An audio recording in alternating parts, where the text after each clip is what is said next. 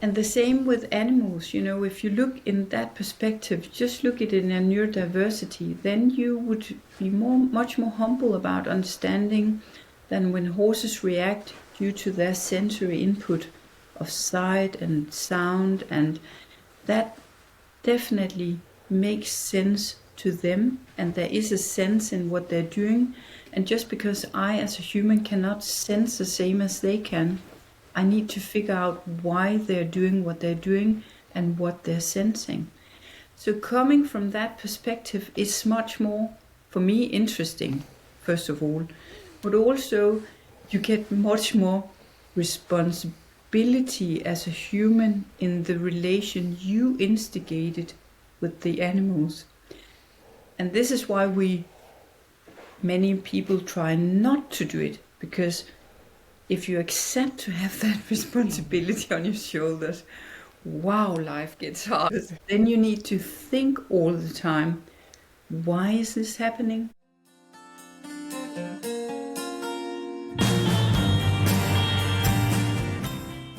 Hi everyone, and welcome to the latest episode of Changing Rein. This is a bumper Christmas special because our guest today has so much to say that we couldn't edit any of it out. We said we had to give it to you in its entirety. Our guest is Dr. Mette Uldahl. An interesting thing for me is that when people see my name written, they think it's pronounced Meta when it's actually Meta. But the second thing they say when they meet me, having figured that out, they say, but do you know the other Meta? The other Mette has had a variety of high-profile roles in animal welfare and equine welfare in particular. She's an equine vet from Denmark. She was formerly the veterinary consultant for the Danish Equestrian Federation, and more recently she was appointed veterinary consultant to Animal Protection Denmark. She also sits on the board of the European Veterinary Association, and she's working on a number of research projects with universities on horse welfare, and we'll hear a little bit more about those in the interview. Over the holiday period, we know you have more time to spend listening to podcasts, so we hope you enjoyed this bumper episode. If you do, please tell your friends, spread the word, and as always, if you have anything you'd like to share with us, please email us at team@changingrein.com.au or through our various social media platforms. Thank you.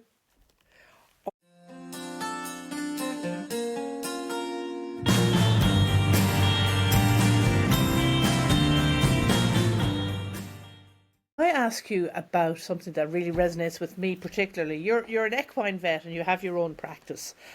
You've been very involved in veterinary politics. I think we first met when you were president of FEVA, which is the Federation of European Equine Vets, and you are vice president of FVE, which is the umbrella body for vets in Europe now. Is that correct? Yeah, that's the European Veterinary Association. So I'm really interested in the position or the perspective of vets in this, because you're obviously now very involved in the welfare world as well. And I'm really interested in the position, the perspective of vets in welfare. I mean, when I was in college, we had one lecture on animal welfare across all species in final year. So I had a huge deficit in my knowledge. And that was fine in the early days of practice because no one else was talking about welfare either. But as you say, the clamour has grown over the last 10 or 15 years, and I certainly didn't feel in a position to deal with it. And we are conflicted. It's a tricky place to be because our duty is to care for the animals, the horses in our care, to look after them to the best of our professional abilities. But we also are meant to be advocates for those animals, and those two positions can often conflict. So I'm really interested in how you stand on that. Yeah, so perhaps it's, I do not work that much as a vet in practice any longer, but I come from a sport horse medicine's background, and I've had my own practice from 2004, and then it's just developed into more being an advisor and doing research and working with European politics, which is what I do now. So I work I have I just have a genuine interest in ethics and transformation as a person, I think, within all areas. Of course, that's also my interest within the veterinary profession. The veterinary profession is a way more difficult profession than people realize, because we think, when you go to veterinary school, you think you're going there, because you want to deal with animals. But then it turns out you're actually it's all about people. So it's kind of a scam already from there, when you become a veterinarian. And then also, we do not talk about animal welfare. I'll get back to that. But we do not talk about the position the vet is put in society if you go into practice. And that is a position where you're supposed, by everyone, to take care of the animal and take care of the animal's interest. But who's paying you? That is the client. And the client is unconscious most of the time, sometimes consciously aware of their, interest, which many times do not align with the interests of the animals. And that can be due to lack of knowledge of, the animal need or something, but and so the vet is always in a tricky position and almost an impossible position. And many vets are actually reacting to this, psychologically, being worn out, and we have huge problems with resilience, staying in our profession, due to the high pressure we have on vets from this. Also, this is a problem because as a vet you very easily lose personal integrity, because you go on this journey where you think you're there for the animals, and then you have an ego, so you also want to be prestigious and really good as a vet. And you have your soul where you still love the animals and want to do good for them. So you're a do-gooder, but you're also kind of an ambitious person. You go to vet school. In vet school, you learn tools like putting on a twitch on the horse if it won't stand still. And then at some point when you go on this journey, you get in conflict with your own integrity as a vet, and many vets experience that, and for sure I've experienced that myself, where you stop and you think, for whom am I doing this lameness examination? The horse definitely tells me, even though I haven't had class in animal welfare and horse language, I do understand, because it'll kick me, that it doesn't like this any longer. And if you start going along with these thoughts, it becomes really difficult being a vet, because then what to say yes to and what to say no to. So it is a tricky thing with the vets, and we need to work on that, because society is also looking into veterinary social license to operate now. We can see that across Europe. So we really riders need to look at how they're doing, but vets also need to look at, in FEI competitions, it's illegal according to EU rules to give fluids or B vitamins, or because you need to give medication according to SPCs. Still, it is done, very much, and that's actually the vet not being in line with law and in line with integrity of, is it for the sport or is it for the horse? But it's difficult because it's actually also your annual income, which is for an elite rider being dependent as well. But yeah, and that is also where we need to recognize there's a difference for people in our industry.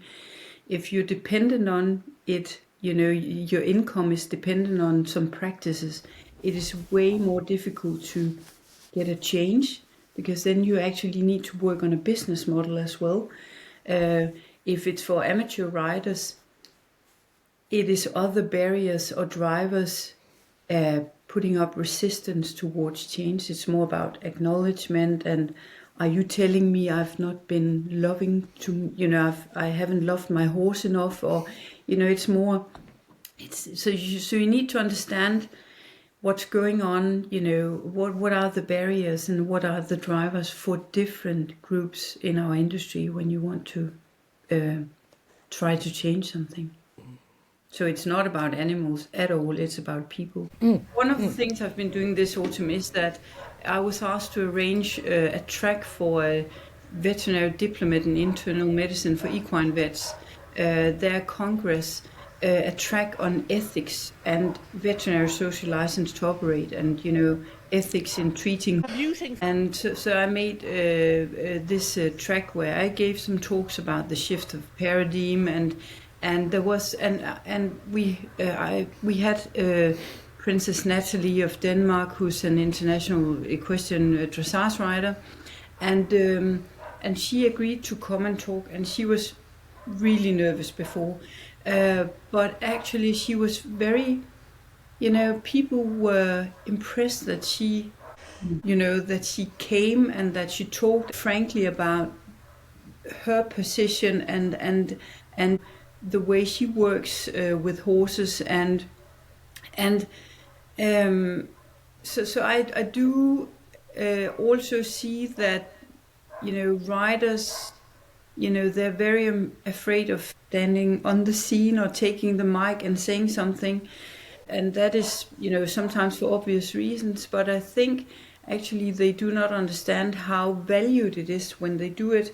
And I always try to explain how I work a lot with media. I do a lot of background work for medias, They ship photos for me. I look at them or videos. And then, I kind of give them my assessment of, is this a one-off situation for the rider, or is this more of a systemic problem?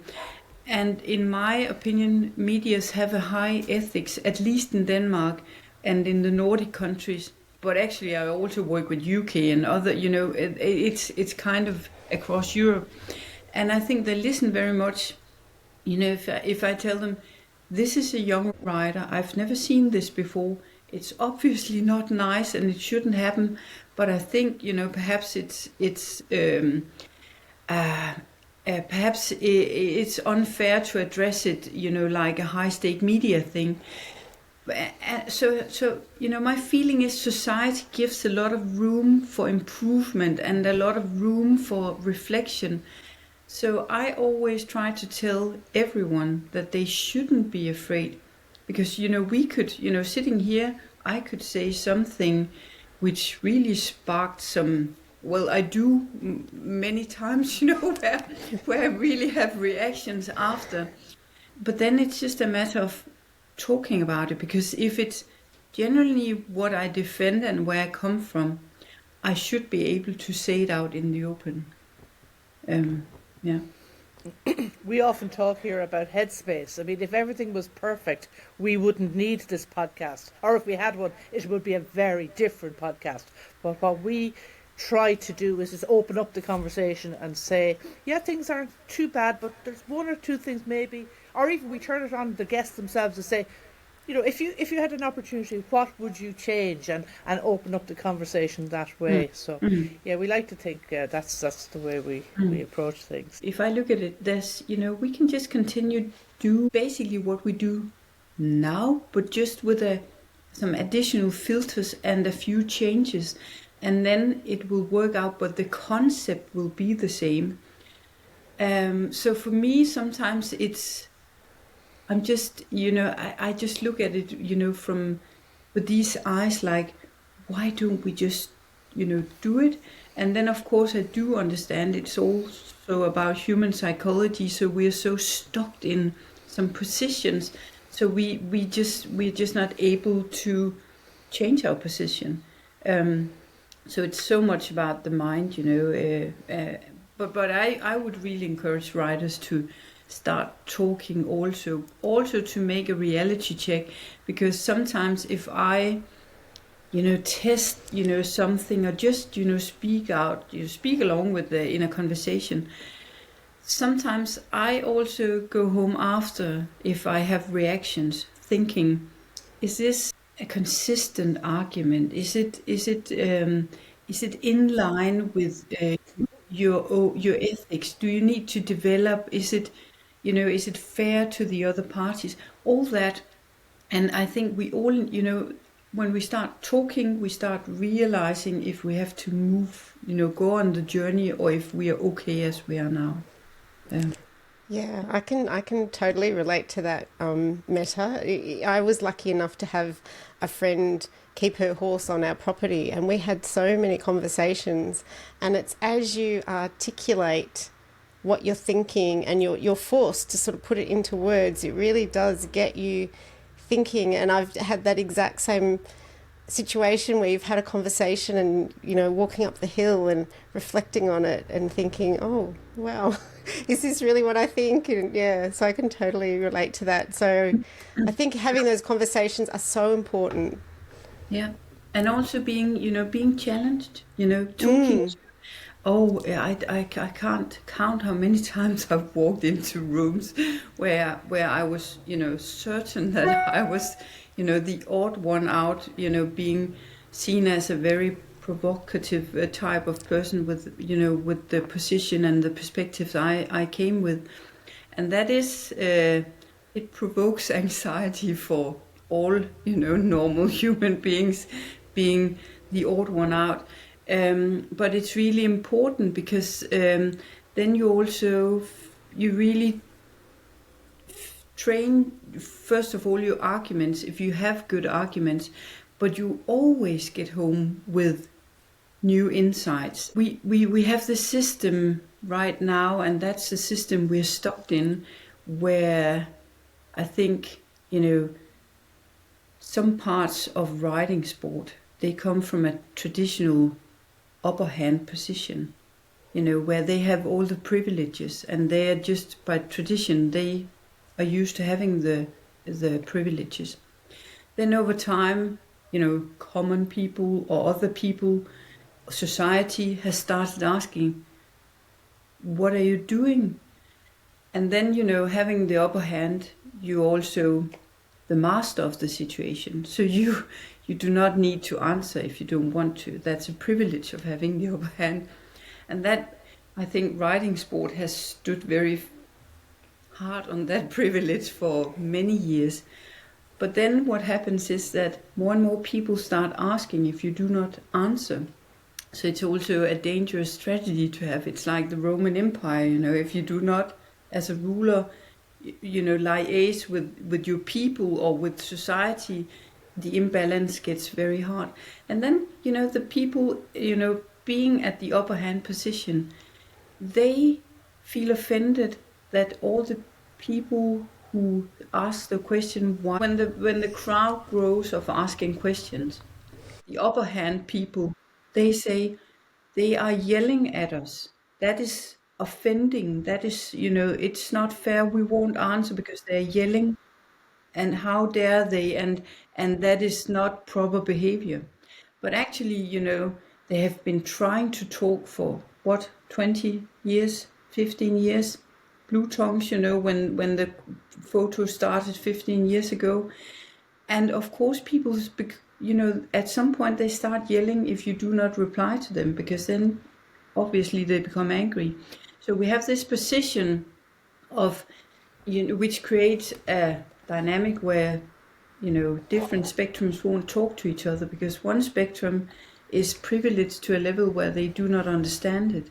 And the other people feel that nobody never listened to them. So they start yelling, which is also for me, sometimes I'm not a yelling sort of person.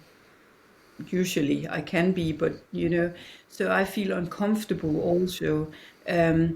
But I do understand why they do it. And I do see that, much of what I do in my work actually is created from the momentum from the people starting, continuing to ask questions and starting yelling. So I think we also need to understand the dynamics to regain respect for each other, so we start talking. That could be the mantra for the podcast. So everything you're saying is resonating with us. I'm curious, I'm sure you've thought about it. So do you have ideas about strategies for trying to overcome some of those barriers? Like if we start with the vets or if we start with the elite riders? Well, yeah, so obviously I've made projects for many years, being the veterinary consultant for the Danish Equestrian Federation and the FEI National Head Vet for 12 years for Denmark. So I resigned a couple of months ago, and now I work in a position as a chief consultant for the Animal Protection Denmark. But basically I do the same, and I do the same research project, and I work with the other organizations as well as I usually do. So I've tried out myself. Early on I realized that if you want to make change, you need to do it big scale, because if you work one-to-one, not much will happen. So you need to work at the structures and at the systemic level.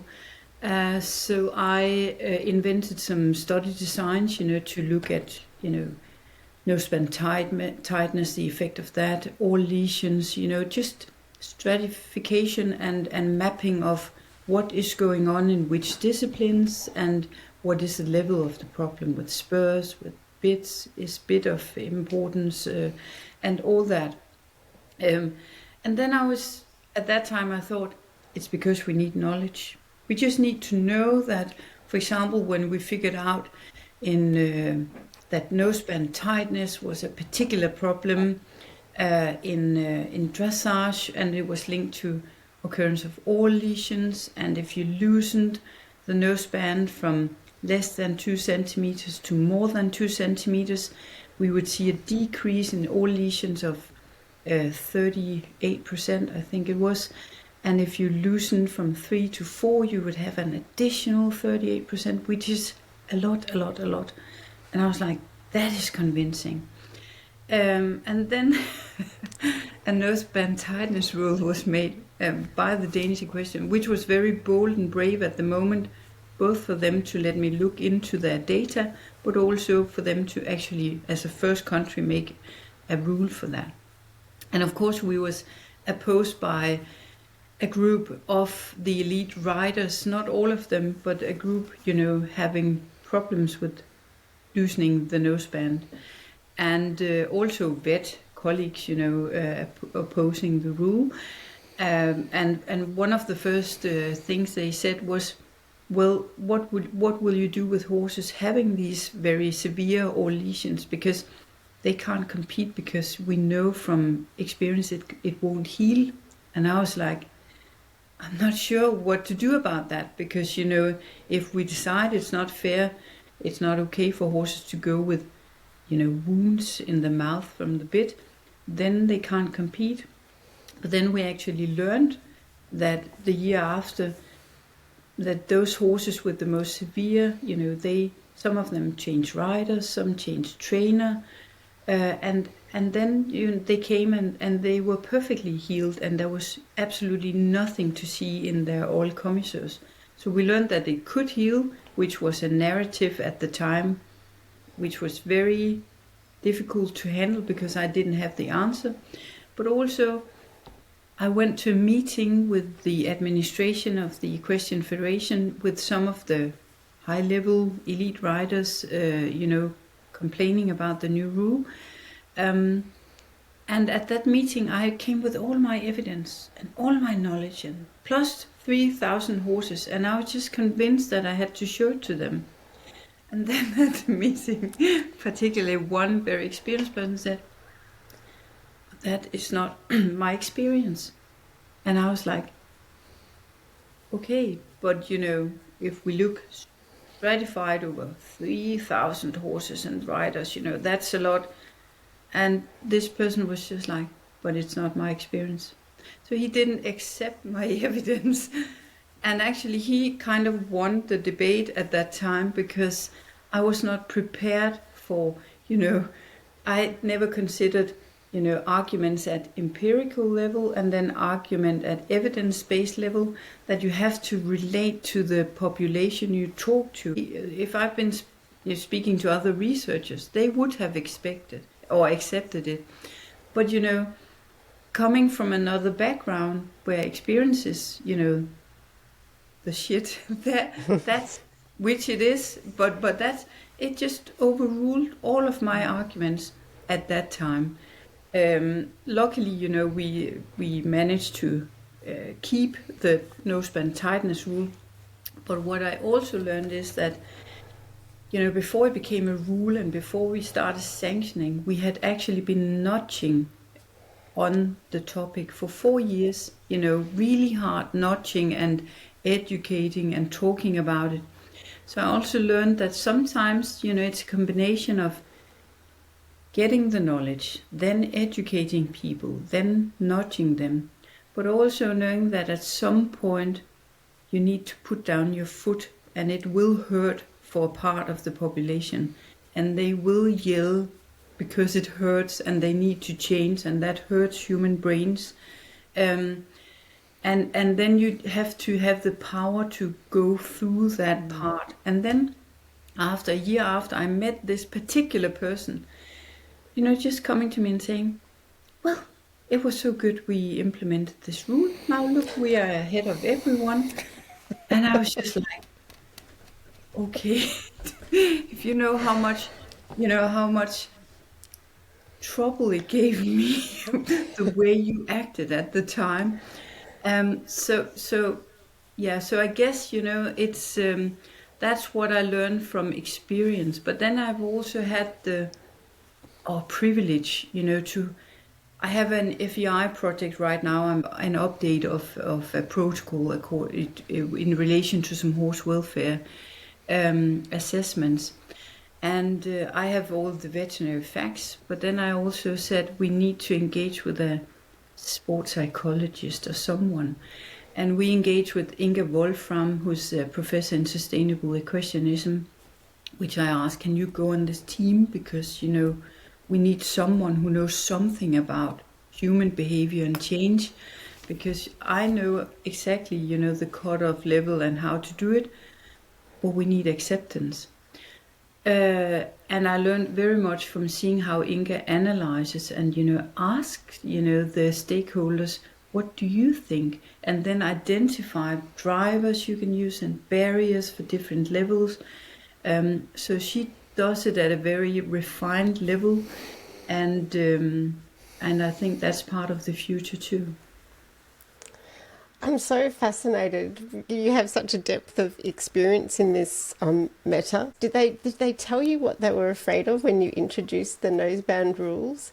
And did it come to fruition? Like you have that lovely anecdote about the fellow saying, "Oh, actually, no, it's great that we did that now." But at the time, what were the riders afraid of, and how did it sort of pan out?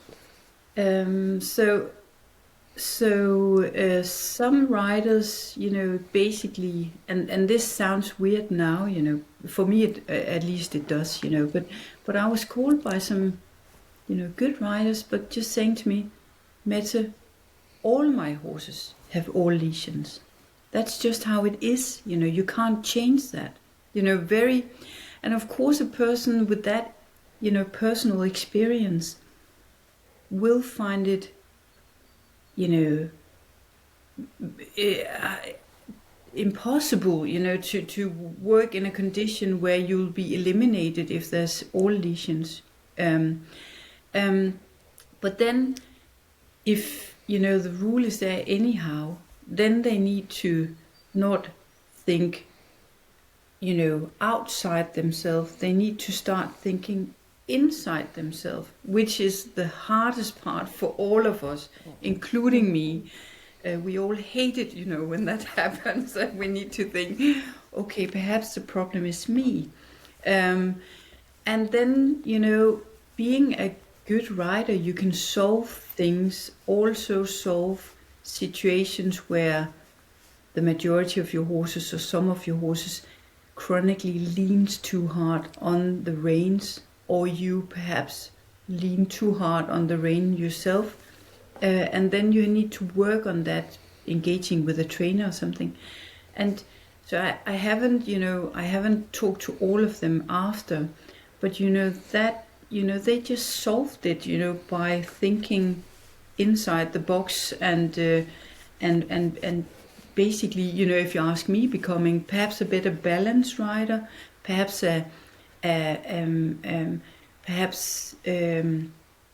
just interacting with the horse differently, and then it was solved.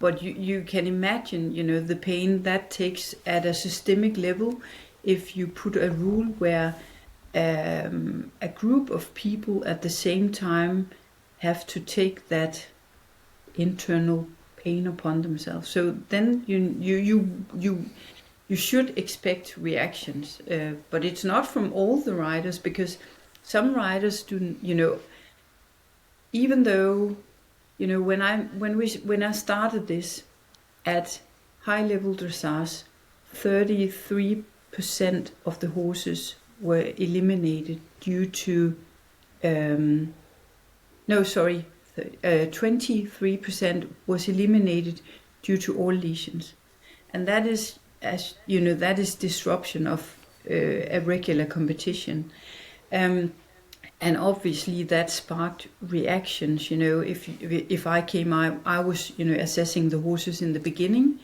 and you're not a popular person if you eliminate so many horses. But now it's much less because people has learned.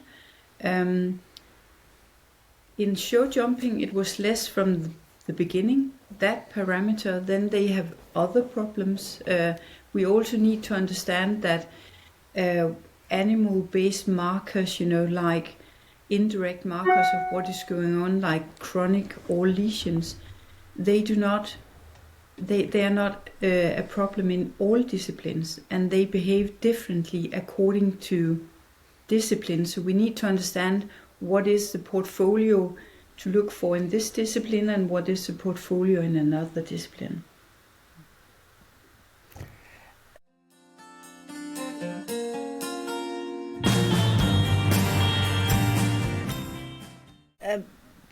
Just to move to a slightly different tack, but I think it is related. Mette, you've done some research on intrinsic value of the horse. Now, and you're talking there about eventing and dressage and racing. People have race horses, they have eventers, they have dressage horses.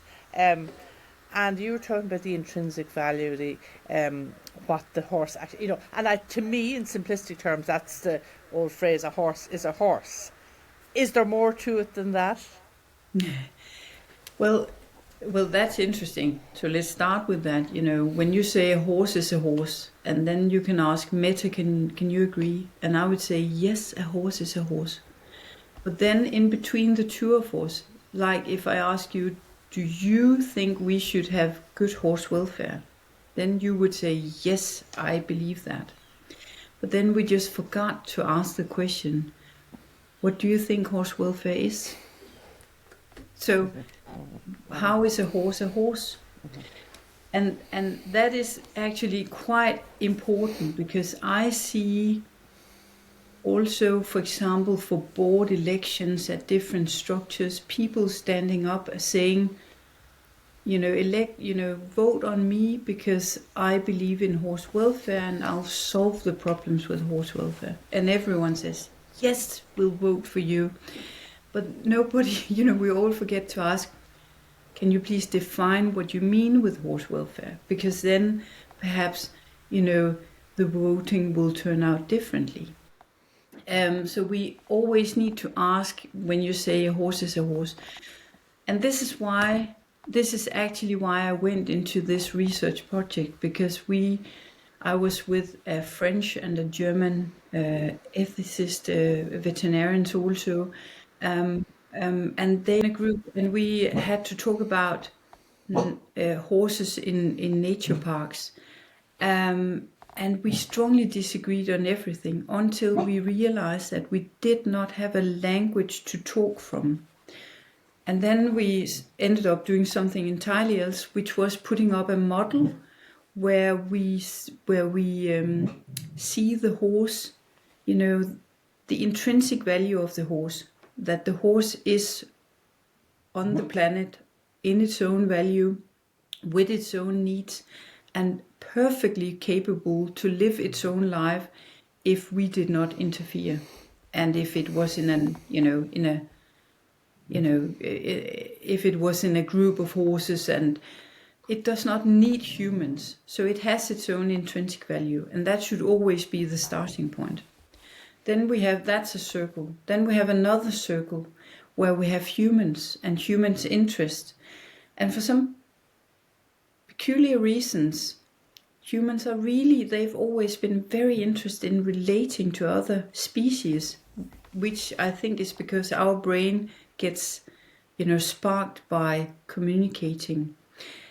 And particularly with horses has always been prestigious in human societies over time.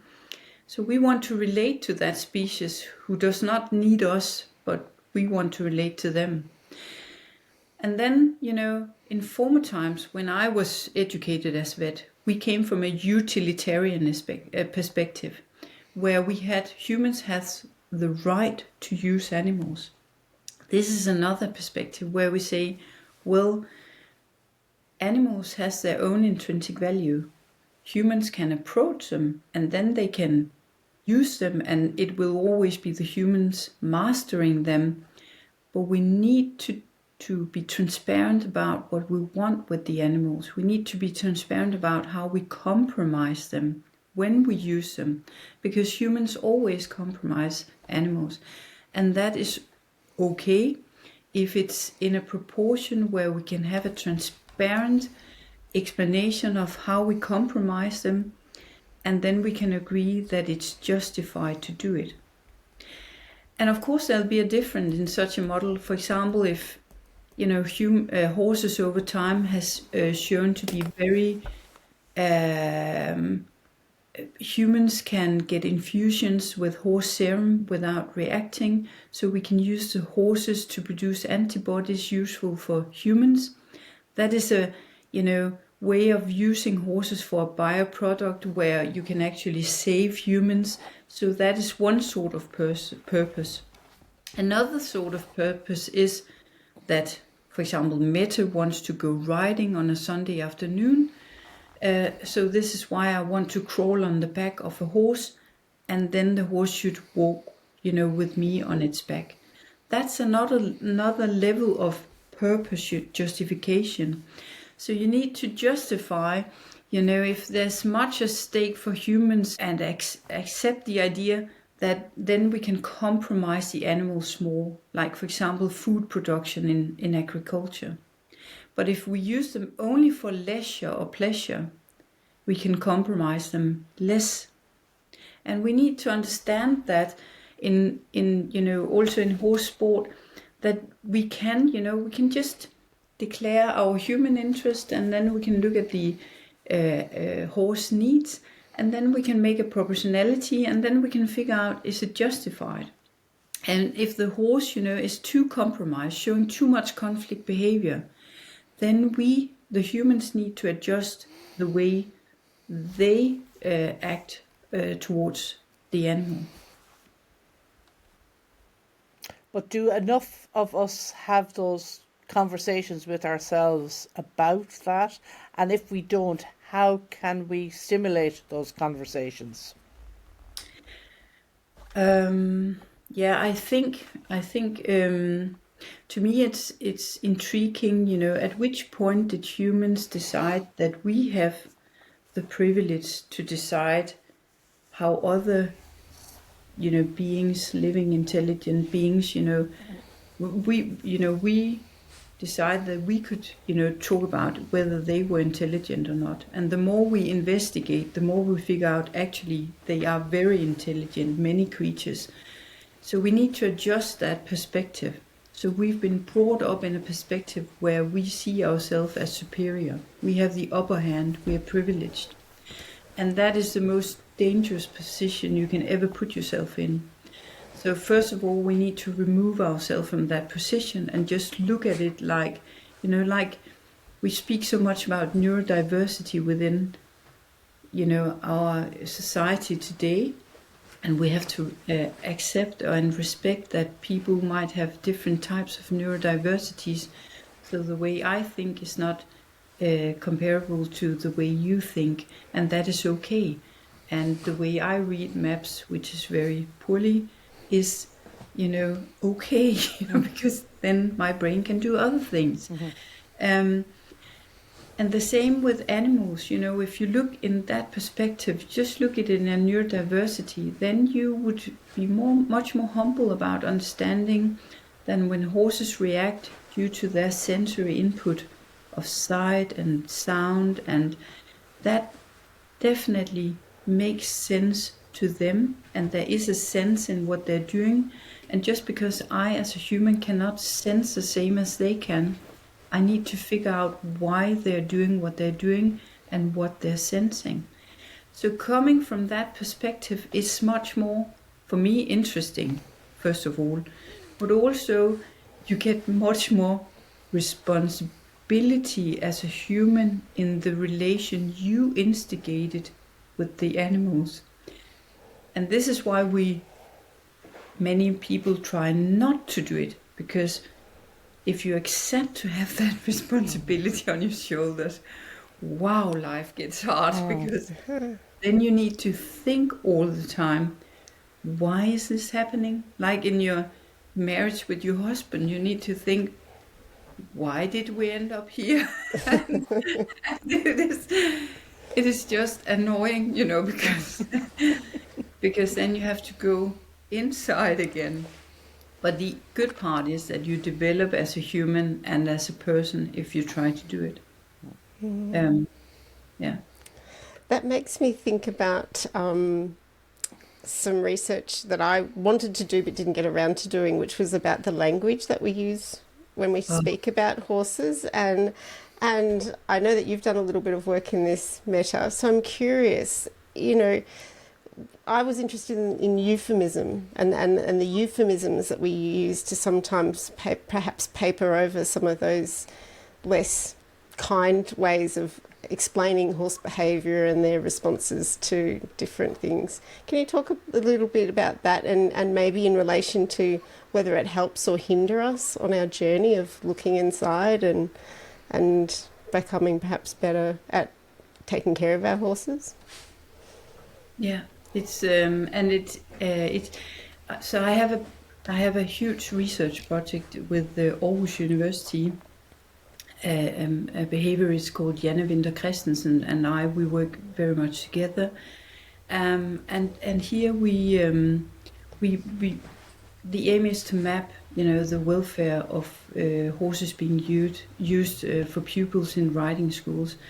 And it's a very big program where we have a survey, and then I made in-depth analysis at 10 riding schools, spending a day where I was doing clinical examinations of 12 horses in a row, measuring with objective sensors, lameness, and while doing that, there was an interview of the person responsible for the horse.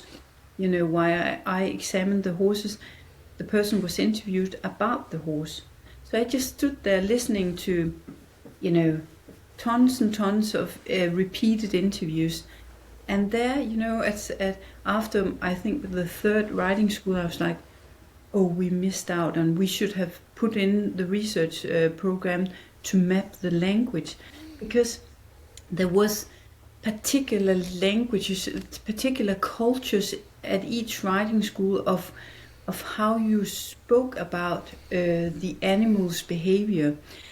And after, I started making notes and then I put it into different patterns where the patterns basically were that you can, and it is euphemisms. No, that's the first one where you can just talk about facts, the facts. You can say, he is mad when, of course, mad is not a fact, but if we just take it from there, saying he's mad when I tighten the girth, then you can also say, oh, he's so sweet when he stands there and acts mad when I tighten the girth. And now if we, and that would be a very common thing to hear, and it's lovingly. But Karen, if I said to you, oh, Mette and I, we had a fallout this morning before you entered Riverside, and Mette is just so sweet when she becomes mad and acts out like that. So I think I've only met you once, Mette, but I'm pretty sure you wouldn't take that. Upon will, you would. That's actually quite provocative to say. Then you can also put intentions on the horse, which is negative intentions, like saying some days he just won't because he's mad. And the last one is showing disrespect to the horse, saying, hey, look at him, how stupid he looks when, he's acting out because he won't accept that I tightened the girth. So it's basically those 4 things where there's only one where you actually look at the horse and then you take in what the horse is trying to tell you. And all the others come in a category where you change, you do not take the responsibility on yourself because you hold it out in an arm's length. You make a euphemism, and making a euphemism means that you won't actually put the responsibility on your own shoulders. It's the horse. And this is why this is so, so, so important.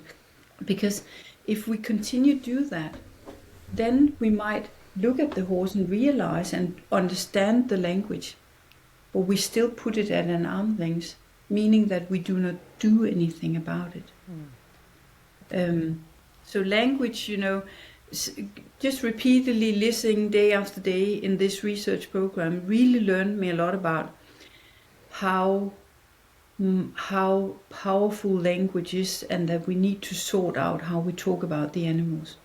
And it's not okay, to lovingly say that, oh, he's so sweet when he's mad, because that is not sweet, and that animal is actually trying to say something to you. Yeah, it's a bit like in parenting, I suppose, where the thing not to do is put labels on your children. She's the bossy one, he's the naughty one, he's the academic bookish one. Do you know what I mean? Because that, as you say, absolves you from thinking a bit more about why is she always bossy? What is it about her life, her experience in this family? So it's kind of the same thing. Labels can be, I know we use them as shorthand, which makes life much easier, but actually they're a barrier to thinking and a barrier to change. And it's actually also a first step towards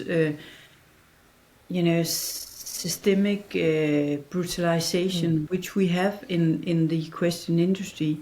And if you think of it, when one of my favorite things to do is to say yes to give lectures to children. If there's a pony camp or something, then you only have to prepare one slide, because then the children would take over your lecture and just ask a lot of questions, and you don't need to prepare anything apart from that.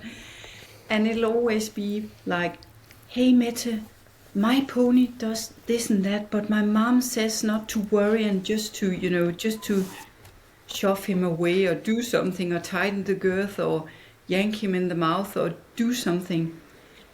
And then, they ask me, as kind of a witness to validate their own experience, but do you think, he's okay? And then, I have to, I have to validate and say, actually, he is telling you he's not okay when he's doing that. And you need to figure out why he's doing it. And that can be difficult and and sometimes it is difficult giving these lectures, because you actually tell people to do something, but they do not necessarily know how to go on the journey to actually succeed in doing it, which is what we also need to work on. But the interesting thing is that children, and I believe adults as well, humans have a genuine ability to recognize, because otherwise we wouldn't survive with each other if we couldn't read mimics and body language. So we do read body language pretty well, but we brutalize each other systemically, like with the, children riding a pony in the riding school, and the trainer says, hit it with the whip. Kick.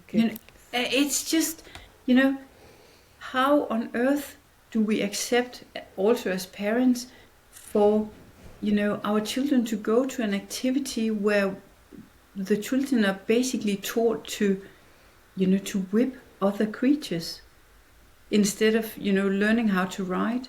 But it's not because the trainers mean anything. It's just because they also need other tools in their toolbox. So we need to provide tools to people to go on this journey. Yeah. And I also think it's what's really interesting about that, because I've taught children to ride as well, and even adults for that matter who are new to horses, and innately they don't want to hurt the horse.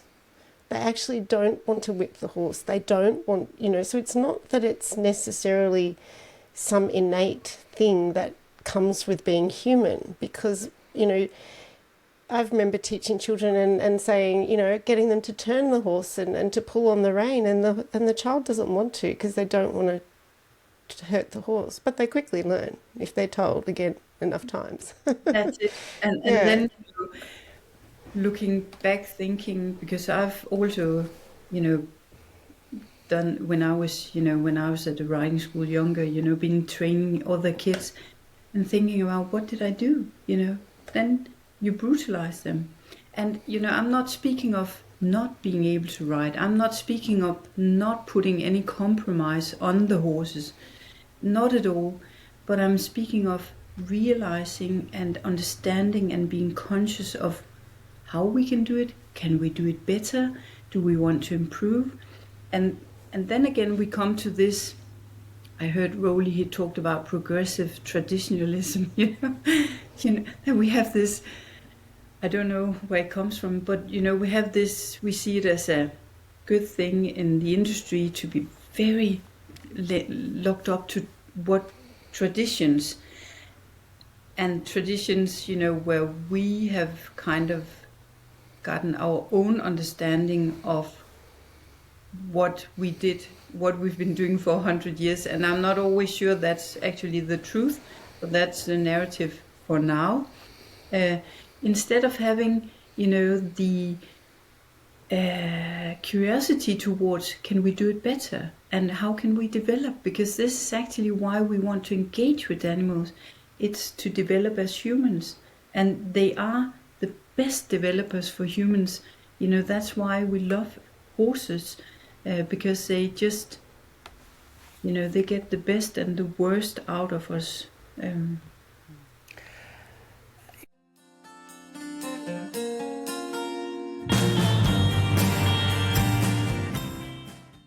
We've seen, and I don't know whether it's media or whether, I don't know why it's so prevalent or so obvious now.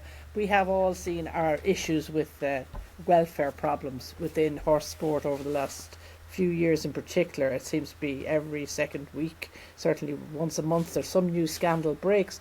And how much of that, and a lot of the time you'll hear it said, oh, it was a once-off, oh, it was totally out of character, oh, that's not how I am in reality. Do you think, is there a systemic issue related to this kind of othering and this potential for brutalisation, or are they genuinely, random one-off events? Where do you see these issues, these events on that scale? For sure, it's not one-off events. It is systemic, and we all know that. Everyone who's been in the industry knows that this is a systemic problem, that we're too hard on the animals, and we need to change that. We need to understand, if it's sports, we need to understand that the human mind reacts positively when acknowledged. And we also, reacts very positively towards financial incentives, because that secures our freedom and liberty to live the life we want and have good privileges, which is also recognition and acknowledgement. And that is so strong drivers for humans that we simply, it overrules, even though there's a study showing that if you ask riders how, what is the priority of, taking care of your horse welfare-wise, doing good in competitions, having good management of the horse in daily life, they all put it at the same line. But then if you see what they do in reality, when competition comes into it, the human urge, to be acknowledged supersedes everything, which is just a matter of being a human. So here they compromise the principles, their own principles for horse welfare. And so we need to understand our own minds to understand why we end up in these, different patterns where we're too hard on the animals. And one of the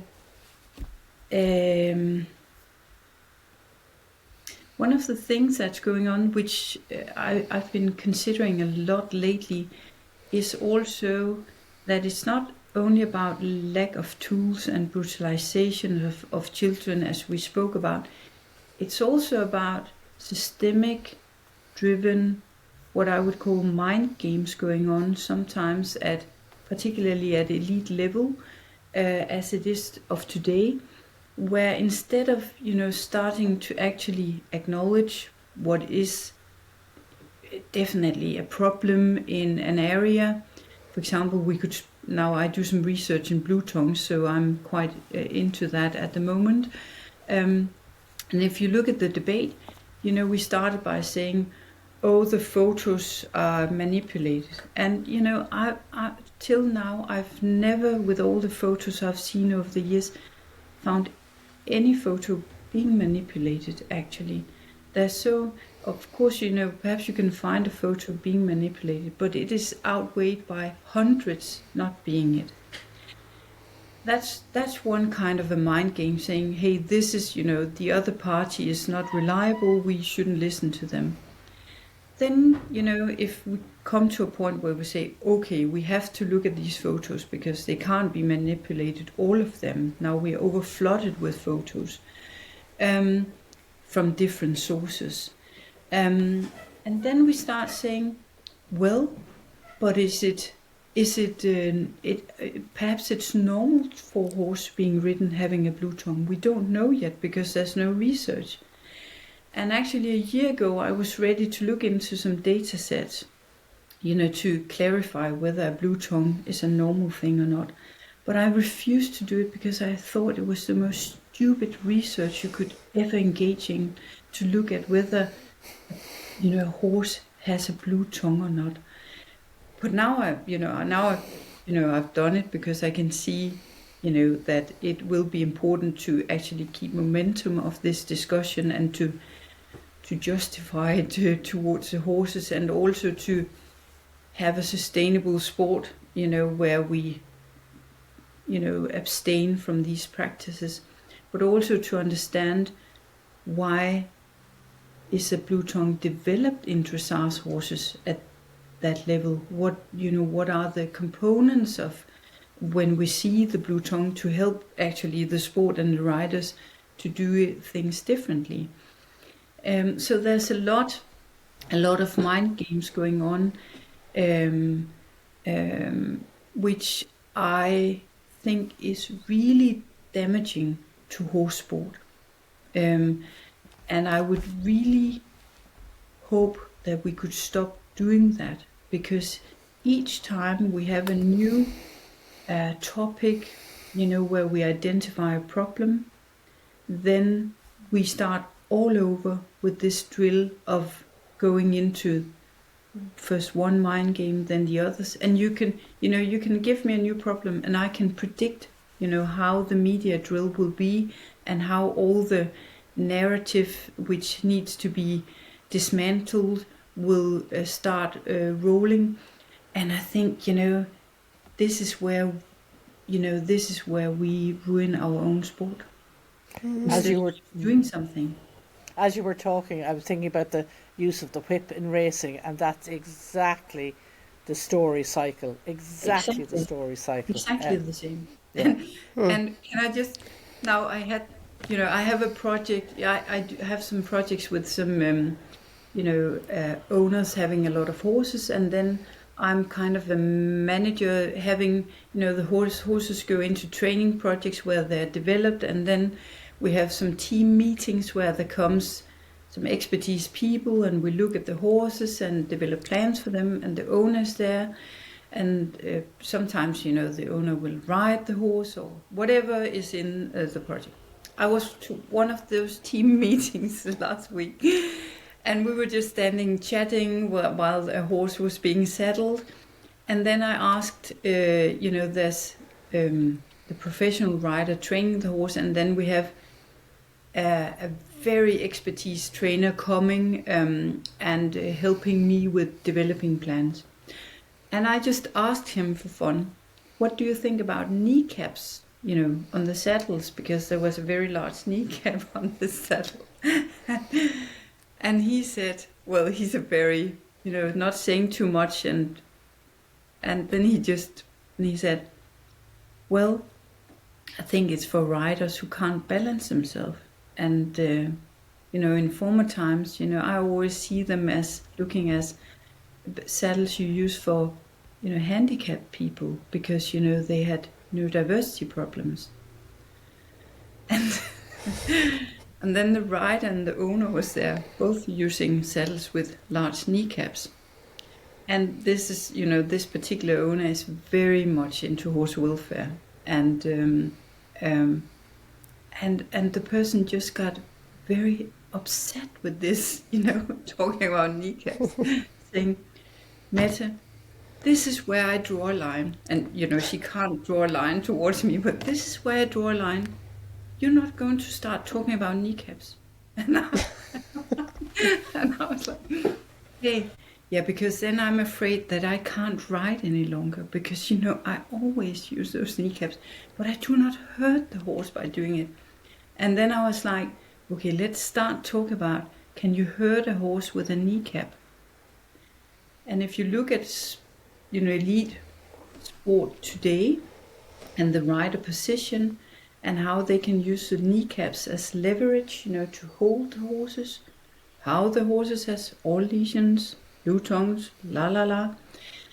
So you do not necessarily hurt your horse with a kneecap, but perhaps we need to start talk about, should we ban kneecaps at elite dressage level? Because why on earth is it needed? And then you can have it perhaps at lower level, or perhaps not. Perhaps you shouldn't ride. Perhaps you should learn to balance yourself. But people get so provoked when you start, even when you mention kneecaps on a saddle. But actually, when you think of it, kneecaps are very important in how we have gone into the wrong direction in dressage. It's one of the symptoms of what has been going on. Yeah, absolutely. I've listened to or read many sort of debates about blue tongues.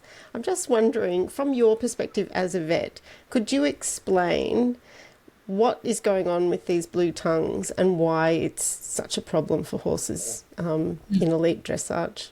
I think that would be really helpful for people listening. Yeah. So I would say, first of all, it's, vets always known, vets and human doctors, we know that if you encounter a blue organ, then it's not a good thing. It's never a good thing. If anything turns blue, you need to react. So that's just a fact. And then, I haven't published data yet, but, we are looking into it. And I would say it's still a fact, that a blue organ is not a normal thing. And then, of course, it's about thinking, if you see, again, we need to start looking at different imprints of discipline. So what is going on when this is suddenly a problem, primarily or perhaps only in dressage, and apparently at high level? Well, it must have something to do with the way the horses are being ridden. And of course it has something to do with the bit and the pressure on the tongue. But it's not only that. There's more to it than just the bit and the pressure. And what is a particular thing in dressage? That is the frame you put the horse into. That is the way the neck and the head is bent, and the way that affects the respiratory system. And if you think about what has happened in dressage for the last 15-20 years, is that we celebrated more and more extreme body positions of the horse, which is not according to the education training scale of the horse, but which is more, if you ask me, circus-like. And part of that is to raise the neck very high and put it in a very tight frame where you need your kneecaps to hold the horse in the frame. So I think it's a combination of overall body position, the way you need to interact with the bit to keep it in that unnatural position, which is not according to the training scale, and also a position where you'll often see the highest point of the neck actually being at the level of the second cervical vertebrae, which is actually a position where the horse anatomically is not meant to bend at all. It's not anatomically built. It's bent for rotation, not for bending. And this is also why in the education or the training scale, it's said that the pole should be the highest point of the neck. So I think it's actually it's one of the symptoms of the wrong direction we've been at for dressage for many years, and where we need to change it and go, just not go back to the good old days, because they do not exist, and people they were very hard at horses also in the good old days, but go back to the principles for training of a horse in a body position where they can be positively accepting and not showing conflict behavior when we train them like that, and also avoid positions where we know from anatomy and physiology it's simply not good for them to do that. And I think from their perception of the world, because I'm not a rider, but I see that abnormal position, I think, how can those horses see and how can they breathe? It just, at a very basic level, we are interfering with two really, really important functions. Yeah. And it is shown that, it does compromise the breathing of the horse. And yet, back to the mind games, you continuously, you see riders saying either I don't believe in the evidence, or we need more evidence because, this little tiny detail, I would like an answer for that before I change my practice. And that is just, if you ask me, that is just pathetic and ridiculous. If you want to, now we are here today, and basically we are here to deliver a sustainable sport for the future, to future people wanting to enjoy what we've been enjoying. So we are not here to ruin it on the behalf of the future generations. So I think we have a responsibility, all of us, to listen and to try to do better, and not just, stubbornly say, I'm not recognizing when there's obviously a problem. Can I ask you a detailed question about that, Mette? So we talked earlier about making sure we have a shared definition of welfare. So if we agree that welfare is mostly providing positive experiences for the horse and minimising the negative experiences for the horse, would you agree with that as a very broad definition of welfare. And then then we would have if we should then we would have to define what do we think is positive, because is that is that, for example, to see a horse, if you come with a with a headpiece and a bit, and then the horse opens its mouth, can you say that is because it positively think it's nice to wear a bit? Or so we have to go into details of what is meant with positive. We also have to understand that in relation to the horse body language, the horse behaviour, we are not capable yet to assess positive behaviour for horses. There's some, we are trying to identify. For example, we've talked about, now I forgot the English word for, when the horses are, when they are relaxing and then breathing with that, saying sound. Snorting, or I call it a blow or a snort. Yeah. That has been kind of brought up. Is that a positive sound? And that's interesting, because actually in one of our research, the riding school research, we have videos of plus 100 horses being saddled and plus 100 horses being ridden, which is the most interesting videos to look at. There's a lot of variations in how that goes. But here we can actually see the blowing in a context where we can see if it's related to what sort of behavior and situation it's related to. And I'm not sure at all we can say that blowing is a positive marker of welfare. But we do think that it might be a marker of relief after something negative going on. So this is just how complex it is to generally say what is positive.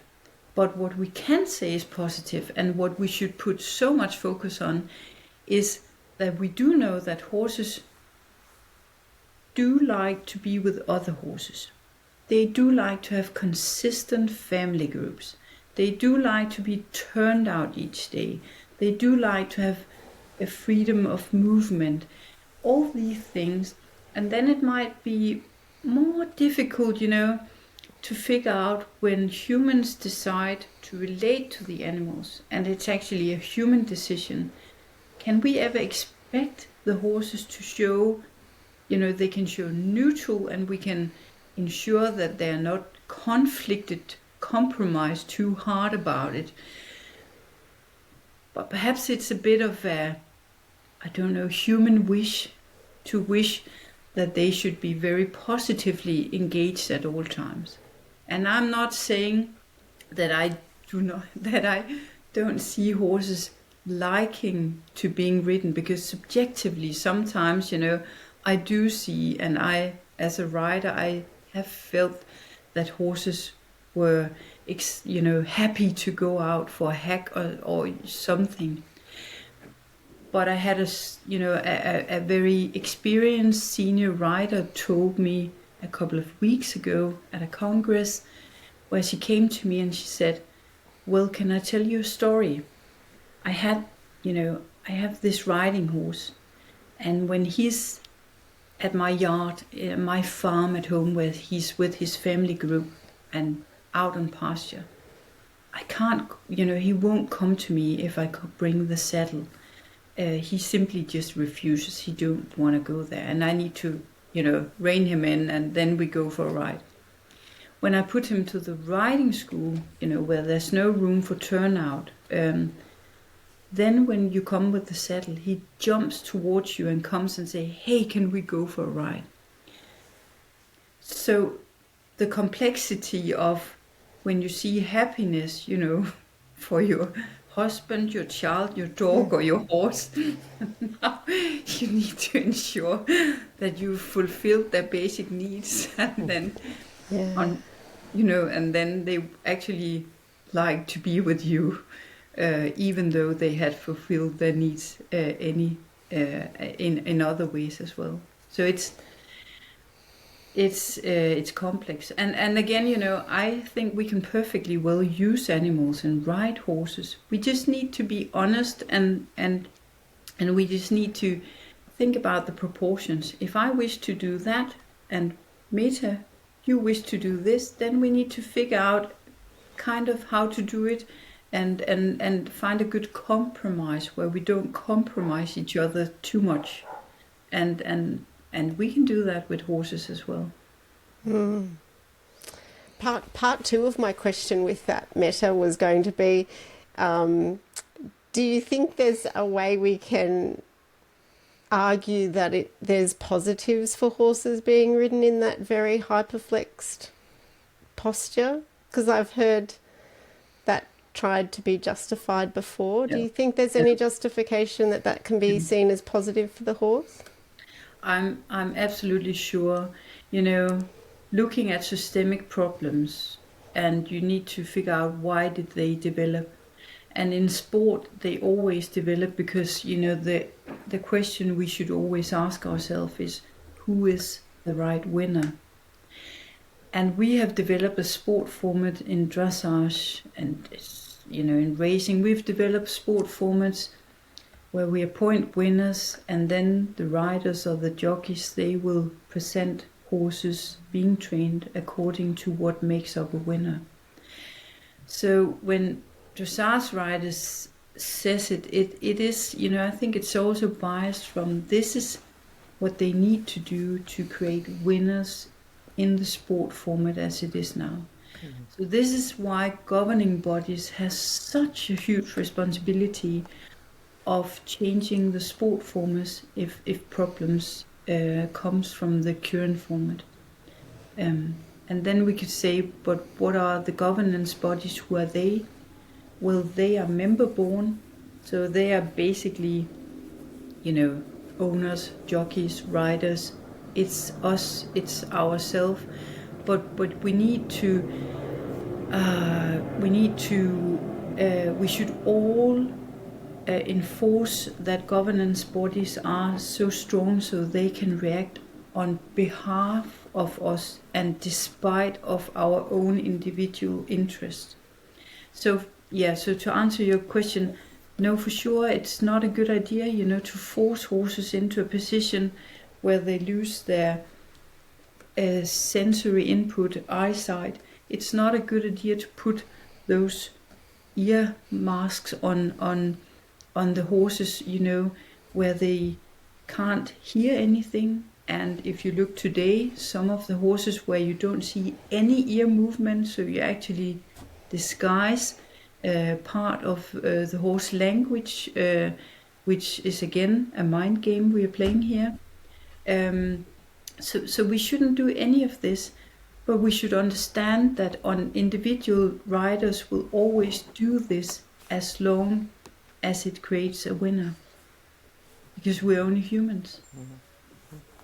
When I walk my dogs up the street, that's a sport, because I of course want to win the best dog owner on the street with the most competent walking, and sometimes that means I compromise my dogs, because if they do not behave and someone is approaching us, I perhaps feel embarrassed, and then instead of just training them, I yank the rein or do something. I try not to, but just to tell we're all humans, and we just need to understand, if I see a person, then I need to understand, Mette, now you're getting in the room where this turns into a sport, and that is actually your thing as a human. It has nothing to do with your dog, so do not do not harm them, in the sport you just invented in your head. Mm-hmm.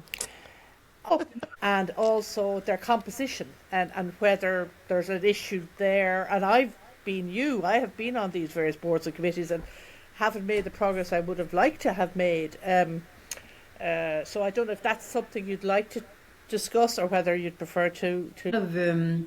Mette, you've held various roles within Danish equestrianism, and as you mentioned earlier, you've recently moved to the Danish Animal Advocacy Group. A bit like you, I've been on various boards and committees down through the years, and you go in with the best of intentions, really excited that you're going to make a difference, and you go into that room, you sit at the table with your nice folder or your laptop ready, and things don't progress at the rate you'd like to see. Now, maybe it's different for you. Maybe you've managed this, but I found that difficult, the pace of change. But sometimes I think maybe you have to bring people with you. Would you like to tell us a little bit about your experience and a kind of a related questions about the composition of governing bodies and representative groups, and is it always the same people, and is there room for more diversity? I think in whatever, it's always a good thing to think of diversity and also to ask from people. Actually, I think we should understand we are within the bubble as well. That's also why I say we very often, because I'm part of the bubble. So we should dare to ask, people from the outside, do you think there's diversity in the riding sport or horse sport? And certainly there's no diversity. So it's, when you go into, if you, now I think you need to sort out the level of integrity you'll insist on as a person when you start working in governance bodies with strong interest. And for me, it's always been, very focused on being there for the animals, and but also in a pragmatic sense where, I do understand that the pace can be slower than you wish for. So my aim has always just been to know that there was a road for progression and there was a mission and a vision. So we had a plan somehow of where we would get within a couple of years. But I've been very keen on the contracts I make with, if I do projects or if I do consultancy, where I'm very keen on securing my own integrity and also securing my right to speak, being kind of an ombudsperson on behalf of the horse, because that is actually what I should be as a veterinarian. And being, the positions I have has always been a position where I was supposed to take care of the animals. And you can't do that unless you're secured at a certain level that you have the right to speak. Also, when it's not particularly wished for that you speak on behalf of the horses. So that has been very important for me to secure. And then, of course, I have had a couple of encounters where there's been patterns where no matter how strong a contract you have, you can end up in situations where you're basically not able to do it according to the contract, and you are limited in your communication. And then you just have to figure out, can you solve it? And if you can't solve it, you'll have to leave. And recently I ended up in a situation like that. But I think that's also very good then to leave and then change position, because it's always, and I'm sure you've encountered that too, Meta, working, it's always also a relief just letting go of something and then just saying, hey, okay, I'll say the same, but now I'll just say it from another position. So I think governance bodies, we have to be much more aware, who they are or who we are according on which position you have in relation to them. Because it is basically people with an interest, getting together, making an association or a federation, and then running things from there, and then creating some sort of empowerment or privilege to do it. But that's both the strengths, but that's also the weakness, because is, it is sometimes members actually being part of the problem who's trying to solve the problem. And this is why we need to be very humble and look at, if we are asked a question, why are you doing this? And we can't answer satisfactorily at a level where society says, oh yeah, okay, that makes sense. Then that's the clear signal for us to start thinking that now we're too much in the bubble and we need to look at our own practices. And that is obviously hard. And also within governance bodies, there'll be structures working with a level of insight, wanting to go further than other structures, and the balance in between the two can be difficult and dramatic and all sorts of things.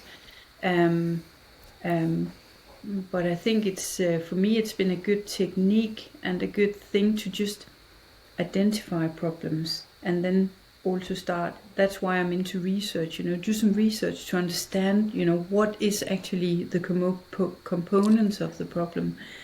And then, when you work on that, a plan usually also emerges out of that, and then present the plan, and then figure out, if there's momentum to work on it or not.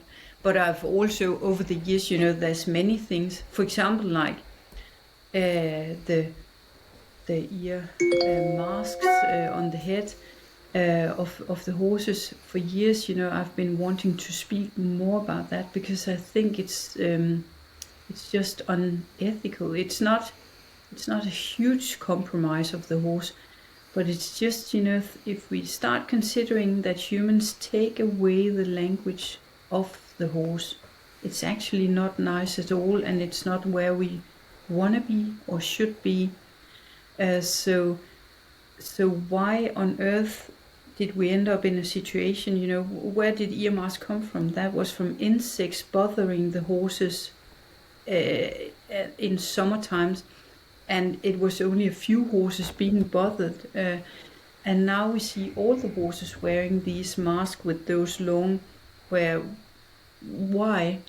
So I think it's both for very big themes we should consider, but also like the language, how we talk about horses. We should also consider, do we at any level stop the horses from talking to us, because that should always be a no-go. It's very interesting because in the racing world, certainly here in Ireland, there's been an increasing trend towards putting those hoods on horses in the parade ring. They're taken off down at the start. It's almost, and they're red hoods, so they're very, very easy to spot. And again, back to what we were talking about earlier, is if you say to someone, why are they wearing those red hoods? Oh, they're very nervous in the parade ring. Oh, they get spooked. So it's, it's about othering again. It's not about saying, oh, there's something about the parade ring that upsets them. It's about saying it's the horse's problem, and we're fixing it by putting these hoods on. And as you say, and actually, talking about, do you believe in horse welfare? This is a very good example of, when if you ask these questions, people say, well, we're actually protecting the horse, from discomfort and then I'm saying, hey, so how about putting, blinders on them? Because if they're spooked by something, and then people are like, are you a maniac? Are you crazy? That would be too much. And I'm like, but why? Why? If you look at the sensory system of the horse, they're very reliant on the hearing, and less on their. So that's again, we put our human perspective on the horses. But I wouldn't like for, if I was in a situation where I was mastered by someone, and then, I was uncomfortable, and then I was, my sensory apparatus, I just had a bag over my head because Mette is uncomfortable, and she's shown signs of becoming, complicated to handle. So now we'll just take her senses from her. That's not a solution when you think of it. So So we need to, get our, we need to get a grip and start asking ourselves the question: is it for the horse, or is it, for ourselves, basically? And then we need to adjust the level of noise or whatever, so it's not problematic. No. Absolutely. Sorry, behaviour. No, it's, yeah. One of the things I'm interested in, Mette, is culture. I mean, I've been admiring the Danish approach in lots of different ways. And you have a Danish Animal Ethics Council, which I think is a really interesting concept.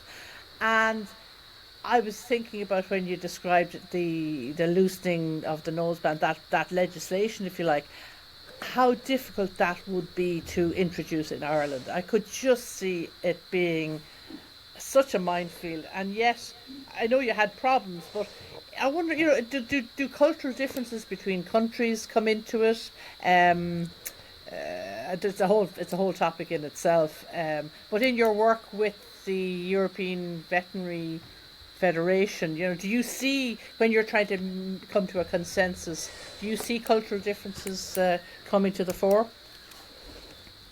Yeah, so perhaps, just to it's not a law with the noseband tightness. It's a rule in the Danish equestrian.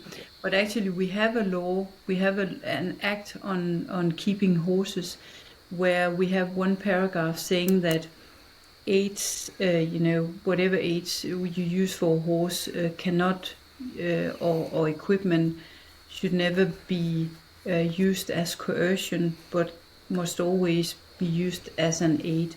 And that's a flexible paragraph, but anyhow, it's important, to have that paragraph in the law. So we do have, I think, Nordic countries overall, we like to say to ourselves that we are very good in animal welfare. But when I work at European level, I see that there's a massive, pressure and momentum of working on animal welfare and horses overall. And there's different perspectives now. For example, the Netherlands, their veterinary association, they've made a white paper on for vets, equine vets, how to treat horses, for example, at competition, which is very good and very for the future paper, and also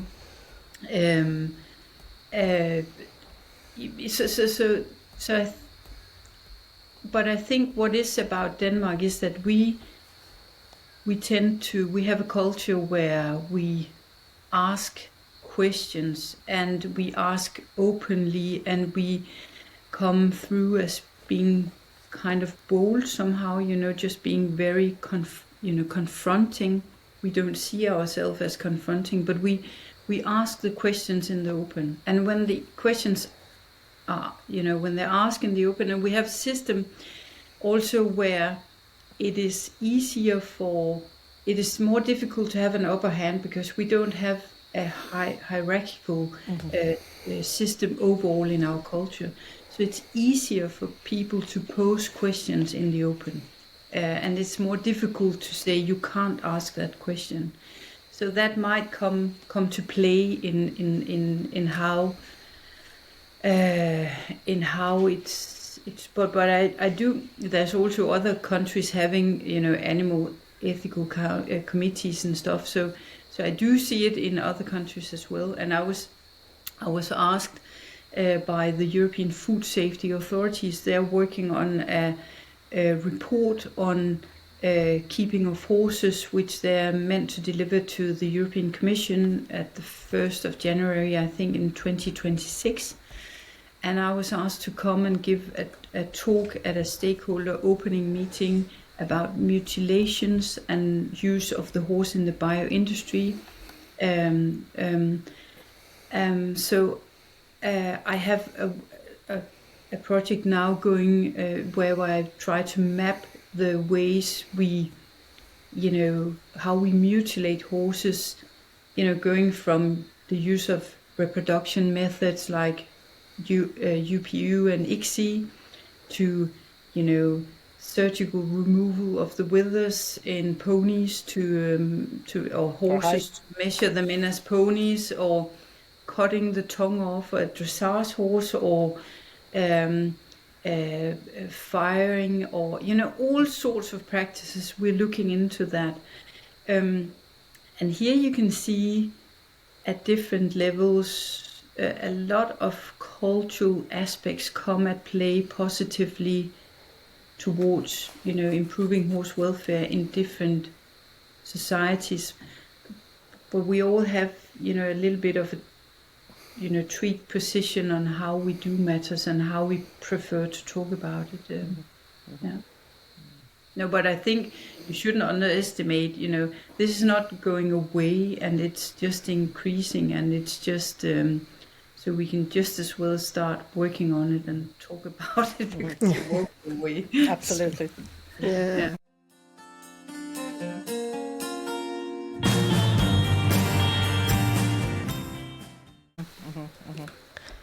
One of the things I'm curious about, Mette, is you're obviously involved in lots of different projects. If you could dream up your dream list, your dream wish project or your dream initiative to improve sport horse welfare. We have a genie in the Changing Rein studio, and she'll grant you one wish. So what would be your one wish? My one wish would be to, when we ask who is the right winner in whatever format or discipline or type of competition, that we were obliged to create a format where the language of the horse answered the question. Nice. That's so cool. So the horse themselves could, kind of define that the right winner would be a horse not being compromised so hard that they had to show conflict markers. And do you think it's possible to create such a competition? That's a profound wish, because it turns so much of what we know as horse sport on its head. But it's not impossible. It's not impossible at all. Then we can just adjust, whatever we do now, according to the horses saying, yeah, it's okay with me. At least it's not negative. Yeah, I 100% agree. I think it's totally possible. Yeah, but like you said at the start, it's a different way of thinking about it, isn't it? That's needed. I think it's like, I've done some talks in relation also to the FEI and international equestrian community about, for example, fitness to compete, or how to look at the horse. When is a horse ready for competition, and when should we withdraw or eliminate? Or so it's we used to talk so much about physical health, which is important, but actually if we just take the starting point being, the intrinsic value, the mental health, what the horse, what we're told by the horse, then we're much safer in not, doing harm. And I have, in one of my research projects, we did objective assessment of lameness for +100 horses, and we linked it to their behaviour while being ridden. And we can, now this is not published, but we can see there's a relation between some of the conflict markers and lameness. So you can actually, just as a trainer, when you train a horse, then, you can look at the frequency of these markers, and then you can predict that this horse might be lame actually. And this is very consistent with what other researchers, what they've been doing. But just to say, if we take the mental health as a starting point, we're quite secure, because now if we as humans feel pain, you can look at our posture and you can say, hey, are you doing okay today, Mette? And then I'll say, no, actually I have kind of a back pain or something. So we can do the same with horses. So it's actually a very good trick just to take that as the starting point always, also when we want to predict winners or we want to see who's the winner of a competition. And then we can build around that concept. So something that I've often seen is when I've been looking through social media is, you'll see a post that says, my horse is displaying all this conflict behaviour, but I've had the horse vetted absolutely 100% sound. Not a problem with this horse. So what can I do? Does your research would almost say the opposite? Is that have I understood that correctly? What we need to understand is that, if I look anxious, right now we're sitting here and then I look anxious, you wouldn't know why I look anxious. There can be so many reasons, there could be a burglar in my house, there could be whatever, something going on in my mind. So you couldn't say what's the cause, but you do know that I am anxious. And it would be, now if you had the responsibility for me, it would be your responsibility to figure out, how do I make her comfortable again in, this situation or whatever. So when you see a horse displaying, for example, swishing the tail or something, you wouldn't know why it's doing it. It can be the lameness, it can be the spurs, it can be, something else. And horses, now we're trying to map horses' language in different disciplines because we know it varies. What you can expect in one discipline will be different in another.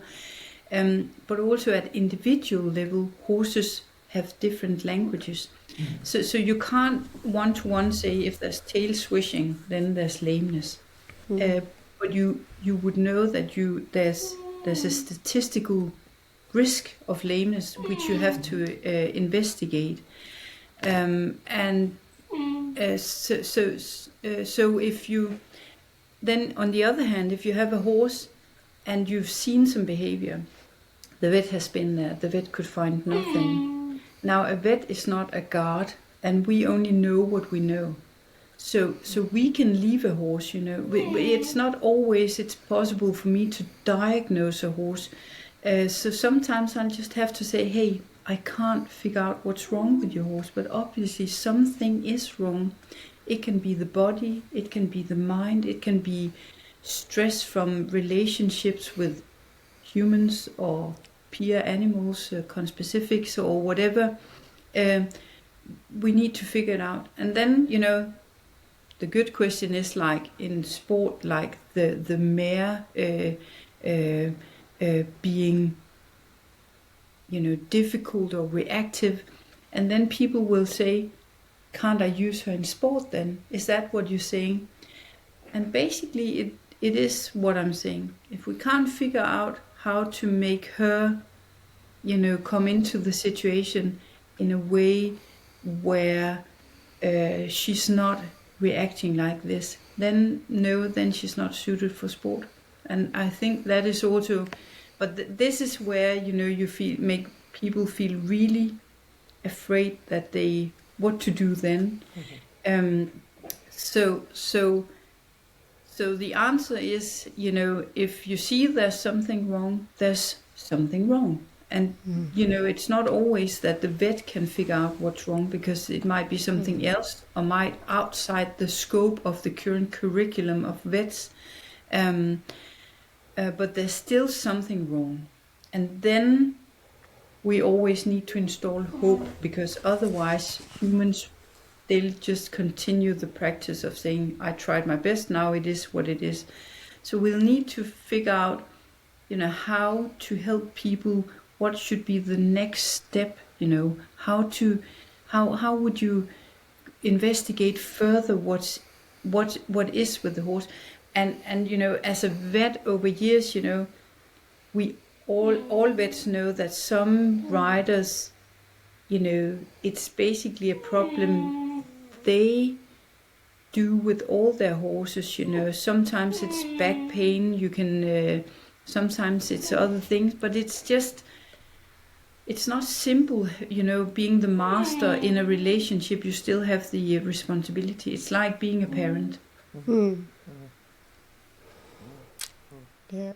Yeah, I love that idea of looking further. It just always worries me when you see something that says 100% this isn't a problem. That's the part that worries me. When, like you say, vets aren't God. None of us are, and you can only detect where the science is at, So there could well be something with a horse that we just can't detect yet, but it doesn't mean there's nothing wrong with the horse.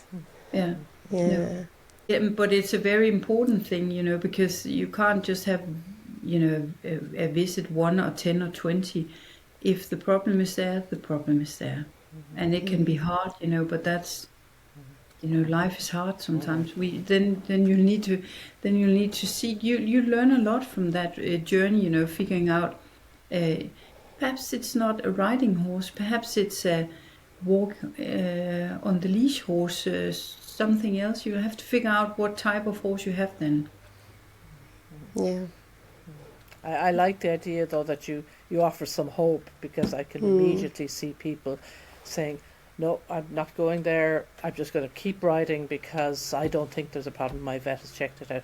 You do need to offer another alternative, even if it is just, I'll be back in a month and maybe we'll and you might change some things in the meantime, and let's see where we're at that stage.